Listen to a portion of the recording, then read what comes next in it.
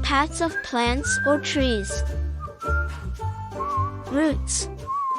Roots absorb water and nutrients from the soil. Stem.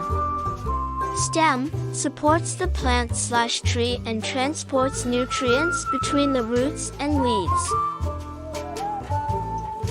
Leaves. Leaves perform photosynthesis to produce food for the plant. Branches. Branches support leaves, flowers, and fruit on trees. Flowers. Flowers, the reproductive part of the plant, they produce seeds. Fruits. Fruits protect seeds and help with their dispersal. Buds. Buds, new growth that can develop into leaves, flowers, or stems.